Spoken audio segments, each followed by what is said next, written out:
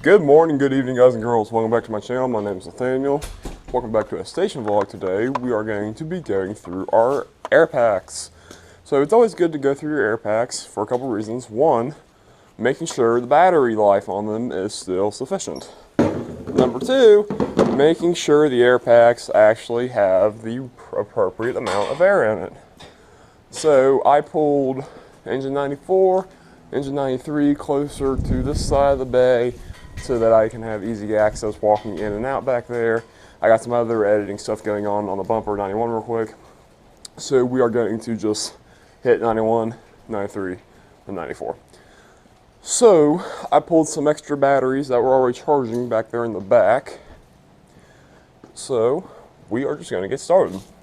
Something I've been wanting to do for a while. Like I said, this is always good to do, just because it ensures that it's just one step closer of always properly being prepared, because you should always be prepared in the fire department, right?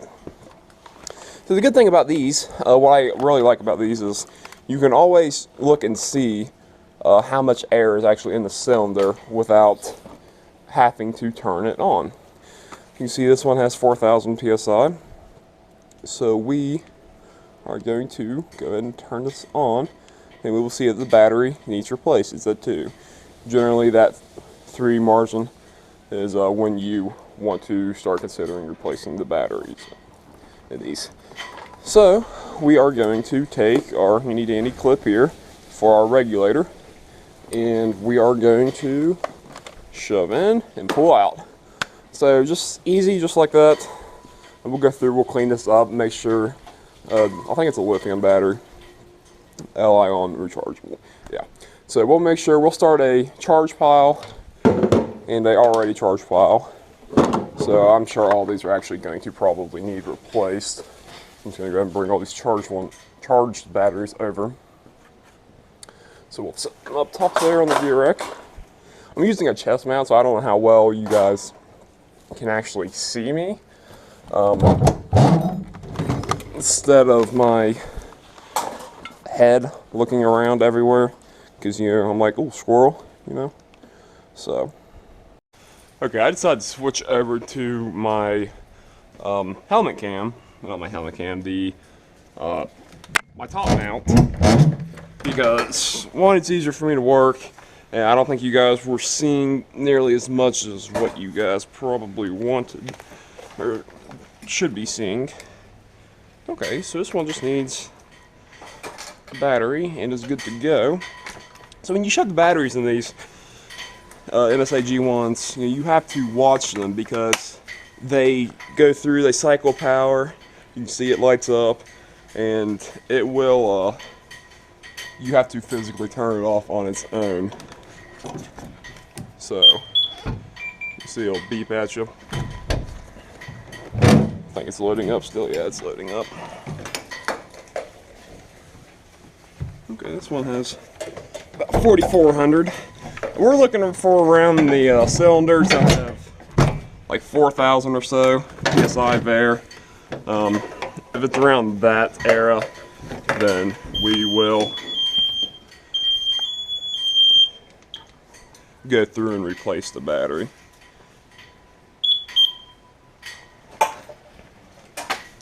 It's not that we don't fill them up all the way, it's just that whenever they've been used, they get hot and the air will bleed off of them.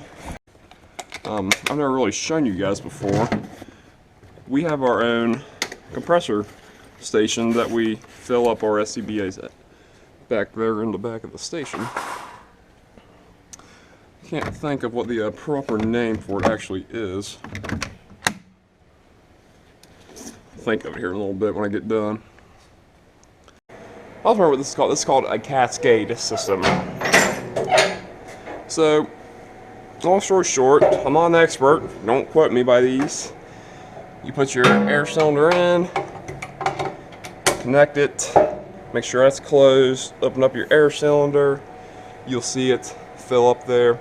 So this air cylinder only has about 3,900 in there, and you need, these are 4,500 capacity bottles, or I'm sorry, air cylinders.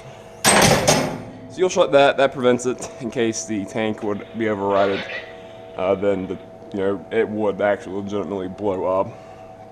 So we have 4 storage banks you can choose to fill from. I just usually go with one of them. As you can see, we have a leak. I've actually never done that before.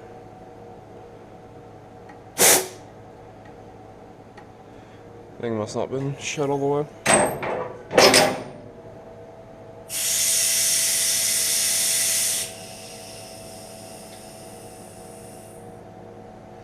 Okay. So you fill these. When you fill them, you fill them nice and slow. So you can see the needle is slowly going up, and once it finally gets to 4,500, it will. We will stop it and go from there. The reason why you fill them slow is because when you fill them fast, they get very hot, and then that's when they will leak back off to 4,000 psi. Okay. So we'll stop it right there. Just turn your knobs, and then first thing you do is you shut your air cylinder off. Make sure it's off all the way, and then you bleed your valve. And you watch the needle drain. This is all the air that's built up in this tube right here. Okay. So once that's up, you will disconnect the regulator, put it in the proper staging area, and you can feel these. It's a little warm, but it's not outrageously warm because we only put 500 things of air in it. I don't know if the proper measuring would be PSI, but so the cool things about these, instead of the Scott air packs where you had to make sure you had to physically click it in, these things will actually sit in there's little plastic tubes or plastic mounts for them, and then they will slide right into that V like that, and you will just click that down. You plug your regulator back into your air cylinder, and you'll hear it snap or click. You'll hear it click like that, and then boom, we're ready to go. We'll put our battery back in our tank, and then this air pack is ready for use. Full cylinder of air and fresh battery. So we'll wait for it to load up real quick. You got the green check mark, so we'll power off. Cylinders hanging on engine 93. We can probably fill that one, that one. Okay, so we have 3 of these air cylinders that for sure need to be filled. Generally, obviously you have 3 slots here so that you can fill up to 3 tanks at once. However, whenever we switched over from the Scotts and the old MSAs, we still have the old screw-in regulator valves. So we only have one of the quick connect, like that. So that's why we can only do one at a time. We're talking about getting more for the rest of the fittings there. These are very crucial because, even though I just spent a whole entire 45 seconds filling up this air cylinder, that 45 seconds that I spent today could have meant someone's life. 45 seconds to this could be an equal 3 to 4 minutes of air, but it's still crucial to always make sure that your SCBAs are always ready to go. So I went ahead and jumped in engine 94s really quick just to check out the battery usage on these SCBAs. So far I'm actually 3 for 3 with checking batteries. See if I can strike out with 4 here. Okay, so yeah, so we're actually all good in this truck. However, I will get back through and check the air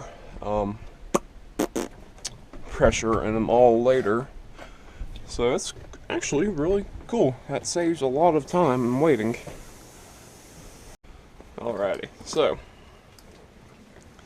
check out what's going on in engine 93. Okay, so we have a dangerously low one.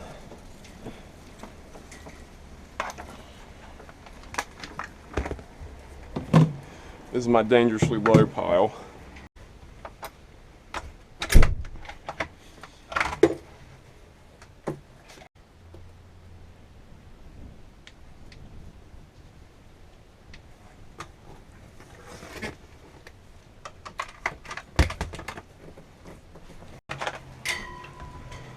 Alright, so we have 4 other batteries that came off of engine 93 that need to go on the charger. Once I get back here, I'll show you guys what the charger looks like. So this is what the charger looks like. You can see we have the other on charge, ready to roll, and we only have the one charging stand, so I'll set these aside, making sure indicated that they are needing charged. Like I said, I think these usually take a couple hours to charge up, so that's all good. It is what it is. We'll just wait around. So I think this is going to wrap it up for today's video, ladies and gentlemen. If you guys like what you see, ratings are always appreciated. If you guys want to see more videos like this, please let me know in the comments down below. I love your guys' support. You guys are the motivation that keeps me wanting to do this. Catch you guys later. Peace.